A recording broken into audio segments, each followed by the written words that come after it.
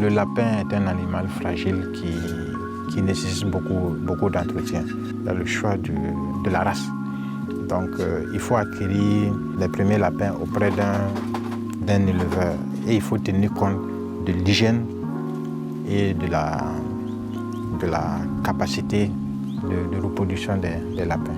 Pour le Burkina, ce qu'on conseille, c'est les races hybrides, qui est un mélange entre plusieurs types de races, ce qui permet aux lapins de donner une très bonne portée et de pouvoir résister au fait à notre climat. Maintenant, pour le choix, voilà, si la personne qui vous vend les lapins, si son clapier n'est pas vraiment propre, il faut vraiment éviter cela. Pour déplacer un lapin, il est conseillé de le faire dans des cages bien aménagées. Et il faut le faire soit très tôt le matin ou un peu dans la soirée, où il n'y a pas beaucoup de soleil et au moment où il fait un peu frais. Parce que les lapins ne supportent pas du tout la chaleur. Il faut les mettre dans des cages qui respectent certaines dimensions pour que le lapin se sente bien, qu'il puisse être à l'aise dans sa cage. Donc les dimensions qui sont conseillées, c'est 80 cm de longueur, 50 cm de largeur et 30 cm de hauteur. Chaque cage est numérotée, donc c'est pour identifier chaque lapin. Et en plus de cela, on marque la date de naissance, la date à laquelle il y a eu la saillie, c'est-à-dire l'accouplement. Et on marque également la date de naissance des lapéros. On écrit sur les portes, mais on a également une fiche individuelle par lapin qu'il faut tenir à jour, où toutes ces informations-là apparaissent. Donc c'est des informations qui sont très importantes, qui permettent à l'éleveur de suivre l'évolution de son clapier. Ceci est très important. Le lapin également doit se sentir en sécurité.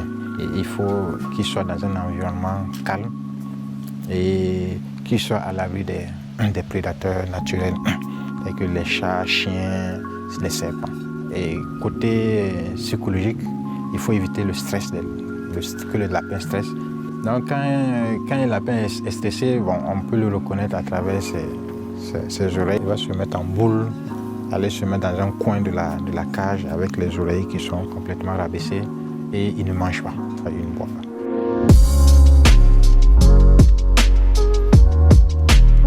Pour un débutant, les oreilles qu'il ne faut pas commettre, déjà c'est côté alimentation. On peut nourrir les lapins de fourrage, par exemple les feuilles de haricots, les feuilles de patates douces, et également les feuilles d'arachide. Mais pour quelqu'un qui veut faire de l'élevage commercial, il est conseillé de donner un aliment composé, équilibré en granulés. C'est ce qui est conseillé pour les élevages commerciaux. Le lapin a besoin de beaucoup d'eau, et puis de l'eau propre surtout, et de l'eau fraîche si possible. Voilà. Parce que quand l'eau est chaude, le lapin ne buvra pas. S'il y a un manque d'eau, le lapin peut mourir. Donc il faut tenir compte de ce qu'on lui donne à manger, de l'eau. Et pour s'assurer qu'il ne manque pas d'eau tout au long de la journée, nous avons installé un système de distribution automatique d'eau. Donc cela consiste à installer un réservoir. Pour notre cas, nous avons préféré des canaries parce que ça permet de garder l'eau toujours fraîche.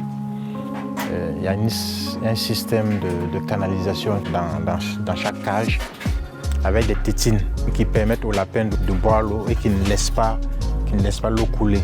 Généralement, les tétines ont la couleur rouge. La couleur rouge attire le lapin. Donc même si vous venez mettre un lapin qui n'est pas habitué à ce système, il sera attiré par la couleur rouge et lorsqu'il va juste toucher à la tétine, l'eau va commencer à couler. S'il lâche, l'eau s'arrête automatiquement. Voilà, cela permet ce type de tétine permet de ne pas gaspiller l'eau.